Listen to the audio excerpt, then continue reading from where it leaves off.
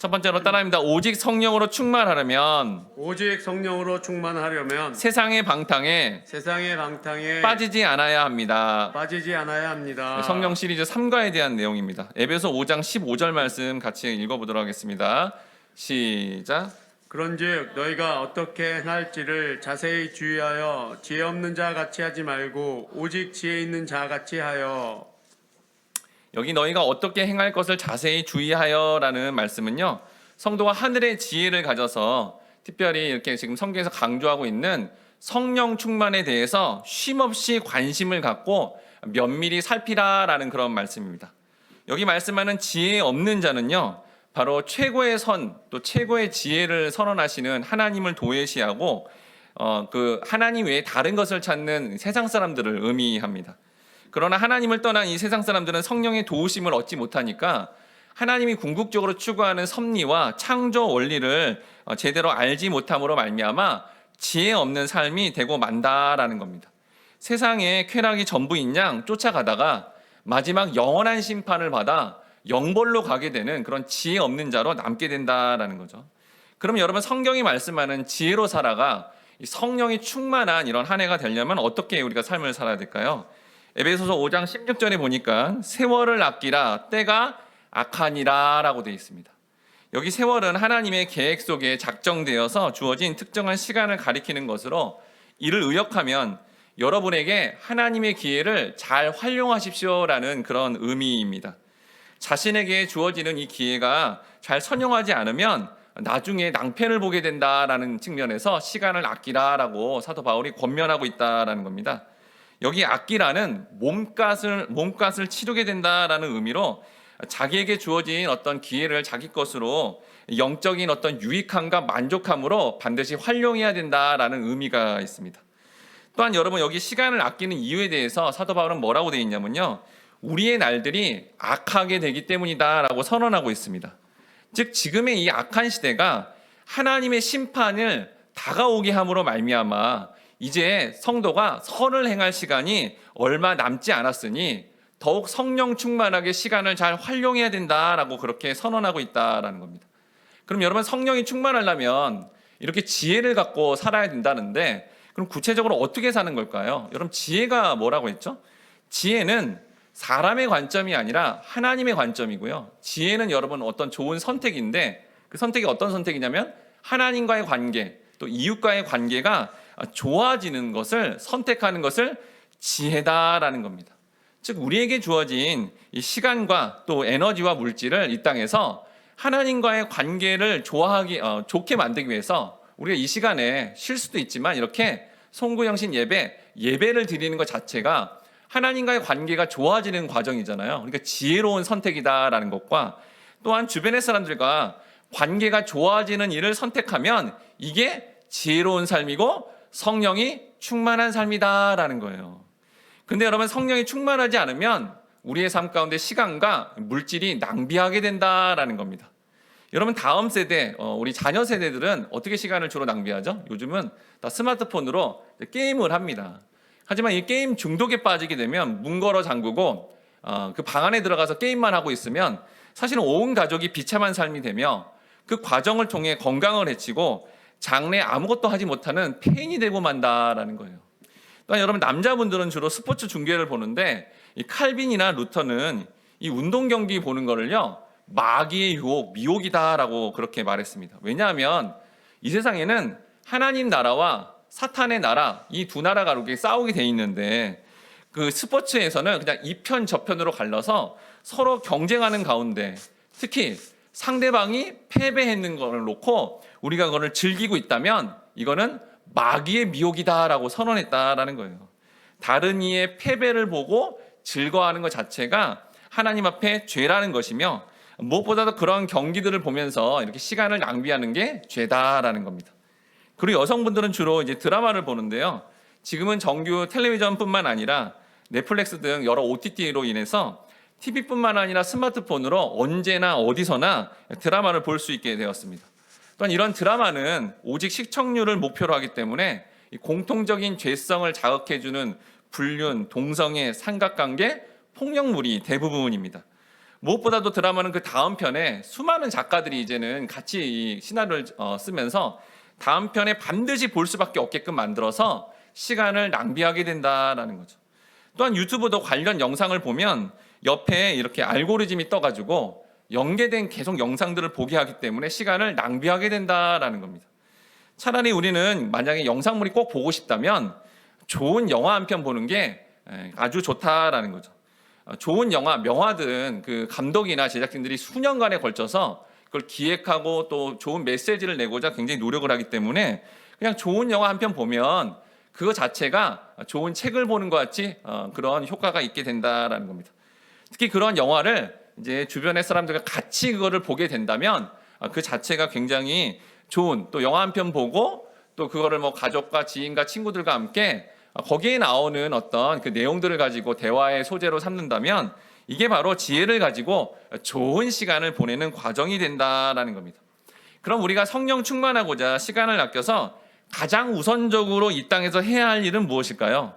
여러분 성도가 오늘 밤에 여러분 죽으면 내일 아침에 천국에서 눈을 뜰 것을 확신하고 살아갑니까? 이런 과정이 어떤 특정한 시간은 또 있는데 내가 이렇게 매일 어떤 죄를 반복적인 죄를 짓게 되면 내가 진짜 구원받은 사람 맞나라는 의심이 들기도 합니다.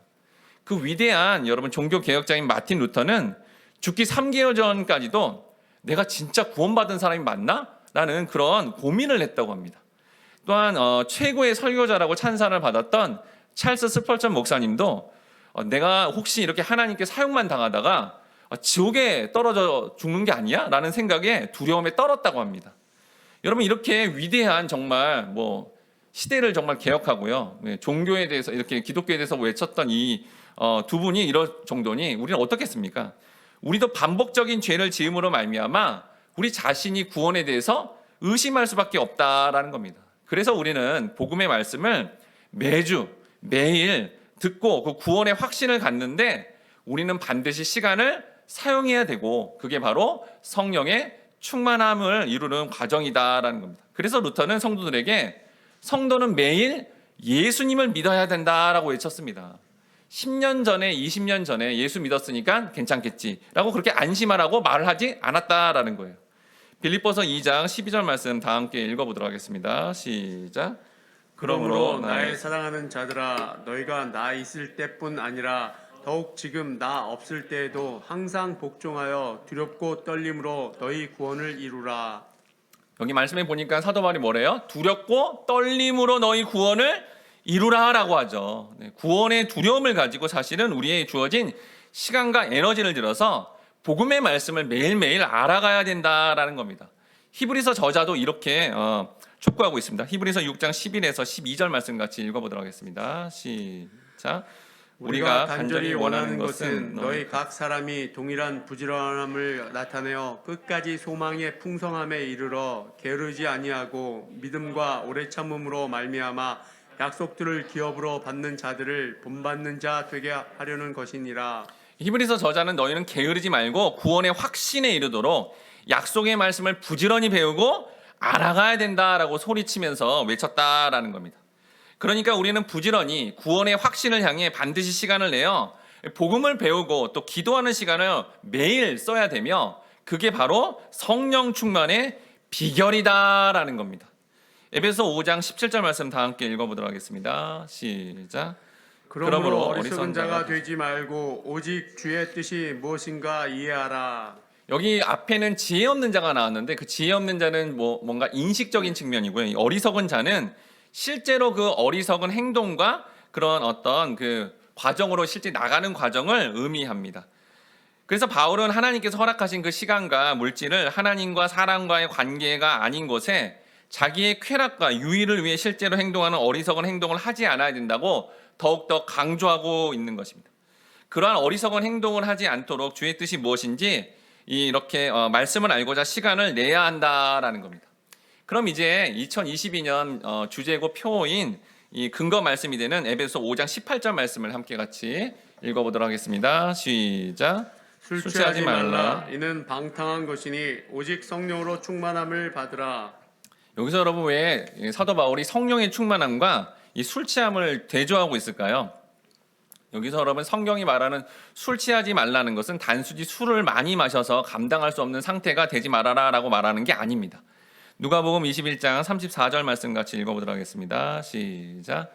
너희는 스스로 조심하라. 그렇지 않으면 방탕함과 술 취함과 생활의 염려로 마음이 둔하여지고 뜻밖의 그날이 덫과 같이 너희에게 임하리라. 여러분 여기 보니까 성경에 이 술 취함과 세트로 같이 나오는 단어가 뭐냐면 방탕이라는 단어입니다. 그러니까 술 취하지 말라와 방탕하라. 오늘 본문에 나오죠. 술 취하지 말라 방탕한 것이니라고 말하고 있습니다. 이 방탕이라는 원어적인 의미는 사실은 전략하다라는 단어에 부정 접두어가 붙어서 전략하지 않는 상태, 즉 낭비하다라는 그런 의미다라는 거죠. 그러니까 단순히 술 취하다 그런 의미가 아니라 자신에게 주어진 시간과 돈과 에너지를 낭비하고 있으면 성경은 뭐라고 그런 거예요? 방탕, 술 취함. 계속 그 얘기. 지금 시간을 아껴서 뭔가를 해야 된다는 것을 강조하고 있다라는 겁니다. 특별히 사도 바울이 성령 충만함과 술 취함을 대조하는 것은 극명한 대조점이 있는가 동시에 그 둘 사이에 또 유사점이 있기 때문입니다. 여러분 술에 취한 사람과 이렇게 성령 충만한 사람의 어떤 그 비슷한 모습은 뭐냐면요. 평상시 완전한 다른 모습을 보여줍니다. 술 취한 사람도 그렇고 성령에 충만한 사람도 평상시 모습이 아닌 완전히 다른 변화된 모습을 보여준다라는 거죠. 또한 이 둘 사이의 또 유사점은 중독성이 있다는 거예요. 여러분 술을 이렇게 많이 드시는 분들은 술 안에 알코올이 몸에 들어가서 이 혈액에 흐르게 됩니다. 그래서 술을 자주 드시는 분들은 몸에 이렇게 알코올이 흐르는 게 중독이 됐기 때문에 다시 그 성분이 들어오지 않으면 이게 막 손떨림 현상과 이런 중독 현상이 나타난다라는 거죠. 근데 여러분 성령 충만도 마찬가지로 말씀을 통해 기도를 통해 예배를 통해 내가 성령의 맛을 보면요. 그 맛을 잊을 수가 없는 거예요. 중독되는 거예요. 이게 좋은 중독이죠. 또 맛보고 싶은 거예요. 지난 주일날 처음으로 이 부흥회를 하면서 주제에 맞게 기도회를 그렇게 연달아 했는데 그 맛을 보니까 이 맛을 계속 봐야겠다라는 생각에 새해에는 한 달에 한두 번씩 그렇게 성령에 충만한 기도회를 하려고 그렇게 계획을 하고 있습니다. 세 번째 유사점은 뭔지 아십니까? 말이 많아집니다. 여러분 내성적인 사람도 술을 마시면 말이 많아져요. 대부분 헛소리입니다. 그런데 성령의 충만함을 경험하면 무슨 말이 많아질까요? 예수의 영이신 그 성령이 예수를 자랑하고 예수를 증거하고 싶은 말이 자꾸 나오게 된다라는 거예요. 여러분 제가 이렇게 열거해 보니까 술 많이 마시면 별로 안 좋다, 부정적인 결과가 있는데도 불구하고 이렇게 연말이다 아니면 또 이제 세상 사람들이 술을 왜 이렇게 마실까요? 여러분 술 마시는 이유가 행복해지고 싶어서라는 거예요. 그러니까 상대적으로 술을 마시는 사람들은 맨정신일 때는 행복하지 않다라는 겁니다. 그래서 이는 하나님을 알지 못하는 사람은 맨정신으로는 스스로 행복할 수 없다라는 거예요. 이 술의 알코올에 취해야만 세상 근심을 잊고 그때 평안을 누리고 기뻐하고자 술을 마시는데 근데 그냥 있을 때는 그게 안 된다라는 거죠. 근데 이게 이제 술이 여러분 탈무드나 이런 책에 보면 이제 뭐 책을 보지 않아도 알죠. 술을 마신 사람들이 짐승처럼 변합니다. 짐승처럼 변하게 되고 운전대라도 잡으면 사람을 치고 죽임으로 말미암아 사실은 이렇게 방탕하게 되면 시간을 낭비하는 것뿐만 아니라 주변의 사람들에게 심각한 피해를 주는 그런 일이 일어나게 된다라는 거예요. 그럼 성도가 궁극적으로 이 방탕한 세상에서 벗어나 성령의 충만함으로 살아가려면 어떻게 해야 될까요? 여기 성령의 충만함을 받으라라는 것은 선택사항이 아니라 명령문으로 그렇게 선언하고 있습니다. 그러니까 성령 충만은 성도가 수동적으로 이렇게 기다리는 자세가 아니라 능동적인 책임이 있다라는 겁니다.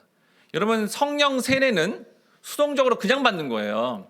하지만 이 성령 충만은 적극적으로 여러분이 주어진 시간이 있잖아요. 근데 이 시간이 매일매일 뭐 저도 그렇고 여러분들 마찬가지예요. 매일매일 새해에 성령이 충만하려면 주어진 시간에 내가 하루 종일 TV 보는데 여러분 성령이 충만 안 한다니까요. 안 돼요 그거 절대. 근데 주어진 시간에 어떻게 해요? 말씀을 묵상하고 기도하고 그 시간을 아껴서 내가 구원을 확신을 갖는데 그렇게 시간을 보내면 반드시 성령이 충만하다는 거예요. 그러니까 능동적으로 대처하면서 그거를 성령 충만의 삶을 사모하면서 노력하고 최선을 다해야 된다라는 겁니다. 두 번째는 복수형으로 썼기 때문에 성령 충만은 소수 정예나 저 같은 무슨 목회자만 그렇게 받는 명령이 아니라 교회 전체 성도들에게 주신 명령이다라는 겁니다. 세 번째로 이 문장은 수동형으로 돼 있는데 성령 충만의 주체가 하나님이시다라는 거죠. 여러분이 예수님의 말씀처럼 그 하늘의 양식인 말씀을 알고 싶어서 성령님께 주님 이 말씀을 너무 알고 싶습니다. 주님 제가 더 많이 기도하고 싶습니다. 이런 기도들은 여러분 반드시 들어주십니다. 반드시 들어주셔서 성령 충만함으로 그 성령님, 하나님, 예수님이 그 기도함으로 말미암아 우리의 삶을 반드시 성령 충만의 길로 인도해 주신다라는 겁니다. 네 번째로 이 구절에 시제를 봤더니 현재 시제로 되어 있습니다. 그러니까 어떻게 해야 돼요? 항상 현재적 시점에서 성령의 충만함을 구해야 된다라는 거죠. 내일이면 이제 2022년 한 해가 이제 새롭게 이제 다가오는데 내일 아침에 눈을 뜨자마자 이렇게 말씀을 묵상하고 기도하면 현재적 시점에서 그렇게 말씀과 기도를 추구하게 되면 여러분 모두는 세상의 방탕에서 벗어나 성령 충만함으로 살게 될 것입니다.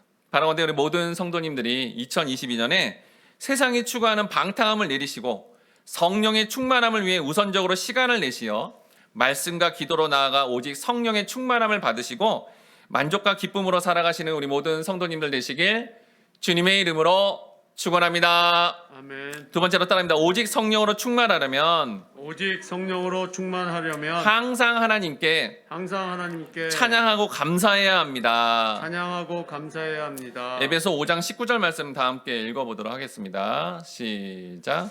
시와 찬송과 신령한 노래들로 서로 화답하며 너의 마음으로 주께 노래하며 찬송하며. 여기 시와 찬송과 신령한 노래들이 나오는 것이 앞에 술 취함과 떠드는과 방탕과 다른 이 성도 하나님 백성이라는 존재론적 반응이 있으면 이 세 가지가 나오게 된다라고 대조하고 있습니다.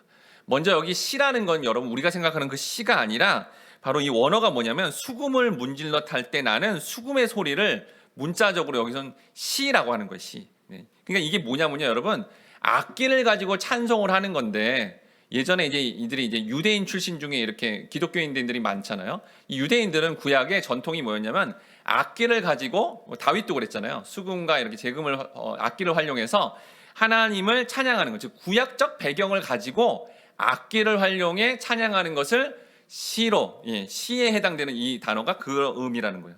두 번째 나오는 찬송은 이 시와 다르게 이방 세계를 배경으로 하는 단어입니다. 즉 이게 뭐냐면 여기 찬송이라는 것은 이방 나라의 어떤 신이나 어떤 위대한 인물을 이렇게 높이는 노래인데 그런 노래들이 이렇게 유행가처럼 지금 뭐 가요처럼 유행가처럼 있었는데 그 유행가 그 음률에다가 뭘 넣은 거죠? 은혜롭게 이렇게 가사를 넣어서 하나님을 찬양한 겁니다. 지금 그러니까 무슨 CCM이나 사실 우리가 부르는 찬송가도 여러분 옛날에 민요나 어떤 대중들이 잘 아는 가요에다가 이렇게 하나님을 찬양하는 그런 가사를 넣은 거예요. 그런 걸 뭐라고 그런다고 여기?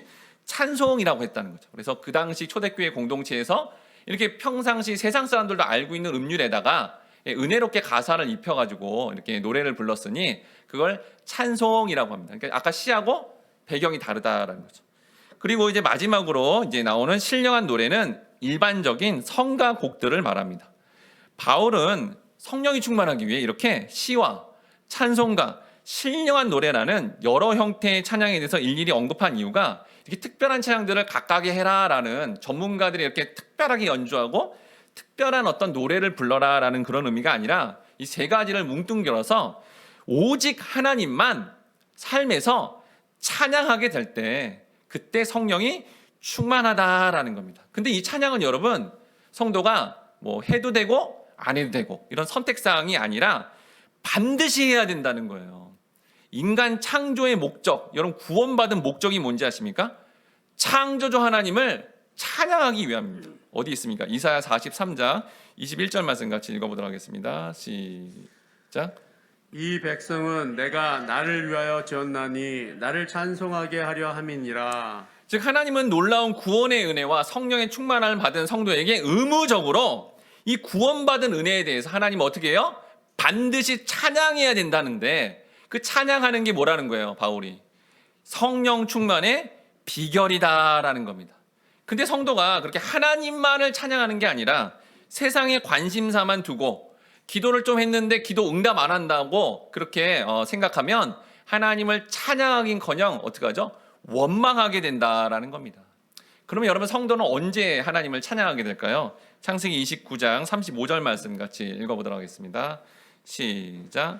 그가 또 임신하여 아들을 낳고 이르되 내가 이제는 여호와를 찬송하리로다 하고 이로 말미암아 그가 그의 이름을 유다라 하였고 그의 출산이 멈추었더라. 레아는 남편의 이 야곱의 사랑을 받고자 그 당시 고대 여인들이 아들을 낳으면 그 집안이 부자가 되니까, 부자가 되면 남편이 나를 사랑할 테니 열심히 하나님께 기도하면서 아들 낳기를 간구했더니 실제로 아들을 이제 라헬보다 더 많이 이렇게 초반에 낳게 되었습니다. 그래서 이제 레아가 남편이 나를 사랑하겠지. 그렇지만 야곱은 전혀 레아를 사랑하지 않고 아들을 낳아도 레아를 사랑하지 않고 라헬만 사랑했습니다. 그런데 레아가 생각하기에 아들을 낳게 되는 것은 자기가 노력해서 되는 게 아니라 하나님의 은혜라는 것을 알게 되면서 네 번째 아들을 낳자. 네 번째 아들이 누구죠? 유다죠, 유다. 유다에 낳자 유다라는 아들을 낳게 되자 심경의 변화가 생겨서 그때 하나님을 찬양하게 됐다라는 거예요. 유다의 이름이 뭐죠? 하나님을 찬양하라라는 거거든요. 결국 여러분, 찬양은 내가 의존하는 대상에게 전적으로 사랑과 존경과 만족함을 주는 과정이다라는 거예요. 이 성경에 지금 레아의 경우 어떻게 찬양하게 됐냐면요, 자신의 삶의 결핍, 고난, 고통을 통해서 깊은 고난의 자리에서 하나님을 만나게 되자 그 하나님 자체, 목적은 원래 남편의 사랑을 받는 거였어요. 근데 남편의 사랑을 받지 않아도 그냥 하나님 그 존재 자체를 경배하고 찬양하는 그런 과정으로 우리가 찬양이 터져 나오게 된다라는 겁니다. 그래서 우리 인생에 이렇게 결핍과 고난이 오더라도 그 과정을 통해 하나님만 온전히 만난다면 우리는 삶의 현장에서 하나님을 찬양하게 되고, 그렇게 찬양하면 결국 여러분 모두가 성령이 충만한 사람으로 거듭나게 된다라는 겁니다. 에베소서 5장 20절 말씀 같이 읽어보도록 하겠습니다. 시작. 범사에 우리 주 예수 그리스도의 이름으로 항상 아버지 하나님께 감사하며. 네, 찬양과 더불어 바울이 뭐라고 하냐면 이제 감사해야 된다라고 합니다. 이 감사하며라는 단어의 원어적 의미는 은혜를 말하다라는 뜻이에요. 이런 의미에 근거하다 보면 하나님의 은혜를 체험한 사람은 당연히 하나님 앞에 어떻게 해요? 감사하게 되고, 그게 뭐예요? 성령이 충만한 삶의 비결이 된다라는 겁니다. 근데 바울이 여러분 어떻게 감사를 하냐면 여기 보니까 범사에 항상 감사라고 합니다. 여러분, 우리가 어떻게 하나님께 항상 감사할 수 있을까요? 항상 감사의 고백을 한 유명한 선지자의 고백이 있죠. 하박국 3장 17절 말씀 같이 읽어보도록 하겠습니다. 시작. 비록 무화과 나무가 무성하지 못하며 포도나무에 열매가 없으며 감람나무에 소출이 없으며 밭에 먹을 것이 없으며 우리의 양이 없으며 외양간에 소가 없을지라도 나는 여호와로 말미암아 즐거워하며 나의 구원의 하나님으로 말미암아 기뻐하리로다. 자, 우리가 항상 찬양하는 비결이 뭐래요? 구원의 하나님, 나를 구원하신 하나님만 생각한다면 어떠한 상황에서도 하나님께 항상 감사할 수 있다라는 겁니다. 여러분, 성령 충만함을 위해 두 번째 대지에서 찬양과 감사가 나왔습니다. 하지만 여러분 모두는 감사보다도 찬양하는 그런 삶이 돼야 된다라는 거예요. 여러분, 흔히 언제 우리는 감사하게 되죠? 어떤 분이 이렇게 연말이다 새해다 해서 선물을 줬어요. 그러면 선물 받으면 어떻게 해요? 선생님, 최 선생님, 이 선물 주셔서 감사합니다라고 하죠. 네. 여러분, 하나님께 예수 그리스도를 통해서 구원을 받았잖아요. 천국의 영생의 어떤 그런 약속의 말씀을 통해 나는 천국 간다라는 그런 구원의 선물을 받았죠. 그러니까 어떻게 해요? 하나님 구원의 선물 주셔서 감사합니다라고 그렇게 감사한다라는 거죠. 근데 여러분, 이런 감사는 세상 사람들도 한다는 거예요. 세상 사람들 중에도 은사와 또 자기를 통해 자기에게 이렇게 어떤 좋은 걸 주면 누구님 감사합니다, 선생님 감사합니다 라고 그런 감사를 한다라는 거죠. 근데 여러분, 찬양은요, 세상 사람들은 절대로 하지 못하고요, 성령이 내주한 사람만 하는 그러한 반응이다라는 거예요. 시편 96편 4절 말씀 같이 읽어보도록 하겠습니다. 시작. 여호와는 위대하시니 지극히 찬양할 것이요 모든 신들보다 경외할 것임이요. 여러분, 찬양은 하나님께서 뭘 주시지 않아도 하나님 자체가 창조주 하나님이라는 걸 인식하게 되면 반응하는 과정이라는 거예요. 뭘 받아서 감사가 아니라 뭘 받지도 않았는데도 그분이 이 전 우주를 만드셨구나, 나를 하나님의 형상으로 만드셨구나. 이걸 인식하게 되는 존재는 그냥 그 하나님 앞에 그 존재 자체로 찬양하게 된다라는 겁니다. 그래서 우리는 아무리 나한테 선대하고 잘해주더라도 최 선생님 이런 은혜를 주셔서 찬양합니다. 이런 얘기 안 합니다. 그러니까 찬양은 세상 사람들은 할 수 없다는 거예요. 그러니까 감사는 인간과 하나님께 하지만 찬양은 오직 하나님께만 쓰는 표현이다라는 겁니다. 그래서 하나님을 모르고 하나님을 경험하지 않고요, 성령이 내주하지 않으면 하나님을 찬양하지 못한다라는 거죠. 즉 성령이 여러분 충만하려면 어떠한 목적도 없이 그냥 하나님 존재 자체를 찬양하고 경배하게 되면 성령이 충만해진다는 거예요. 왜요? 여러분 그게 진리잖아요. 하나님이 위대하시고 하나님이 창조주라서 그분을 아는 그런 존재가 하나님을 찬양하는 건 진리예요, 진리. 근데 우리 성령이 무슨 영이라고요? 진리의 영이잖아요, 진리의 영. 그 자체로 성령님이 기뻐하셔서 그냥 아무 조건 없이 그냥 하나님만을 사랑하고 그렇게 찬양하면 성령이 저절로 충만해진다라는 겁니다. 여러분 이 말이 맞는지 안 맞는지 한번 확인해 보세요. 내일 아침에 눈을 딱 떴는데 진짜 아무 목적 없이 눈 뜨자마자 하나님 이거 주시옵소서, 새해 이걸 주시옵소서 이렇게 막 어떤 조건을 거고 막 이렇게 하는 게 아니라 그냥 하나님 자체를 기뻐하고 그분이 창조주 되시고 새해 2022년에 나와 개인과 우리 공동체의 삶을 책임져 주시는 분이야. 그냥 하나님은 찬양을 받아야 돼. 그리고 그냥 하나님을 열렬히 찬양한다. 그 즉시 여러분들은 성령 충만해질 것이고 그 성령의 충만함으로 여러분 만족과 기쁨으로 살아가게 된다라는 겁니다.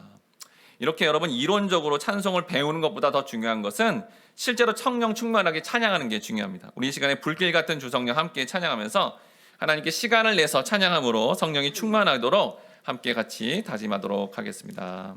세상 사람들은 술에 힘을 빌려 자신의 약함을 감추고요, 자신의 용감함을 드러내고 하지만 우리는 성령 하나님 자체가 우리의 능력이며 우리의 삶의 근간이 되십니다. 그래서 우리는 어줍잖게 술이나 마시면서 나의 약함을 가리지 않아도 됩니다. 그 기쁨의 근원 되시는 주님이 내 안에 계시기 때문에 우리는 다른 어떤 거로도 우리의 기쁨을 대신에 채울 수 없다라는 겁니다. 야고보서 5장 13절에 너희 중에 고난당하는 자가 있느냐? 그는 기도할 것이요. 즐거워하는 자가 있느냐? 그는 찬송할지니라 라고 해서 성도가 혹 고난을 당해도 그 자리에서 기도만 하면 성령이 또 충만해지고요. 이렇게 즐거우면 찬양함으로 우리는 어떤 상황에서도 성령이 충만하면서 감사하면서 살아갈 수 있다라는 겁니다. 여러분 이렇게 살기 위해서는 아까 말씀드린 대로 하루의 첫 시간에 하나님을 아무 조건 없이 그냥 영광을 돌리세 하고 찬양하고요. 하늘에 이렇게 하면서 그냥 하나님을 그냥 찬양하면 여러분이 정말 놀랍게도 성령의 충만함이 그 즉시 임하여 날마다 성령 충만함으로 살아가게 될 겁니다. 우리 이 시간에 함께 같이 다음과 같이 기도하겠습니다. 주여 우리가 새해 아침에 눈을 뜨면 먼저 창조주 되신 하나님만을 찬양하고 경배함으로 말미암아 하루 종일 성령의 임재를 누리며 성령 충만하게 살아가게 해달라고 이 시간 함께 같이 하나님 앞에 기도하도록 하겠습니다.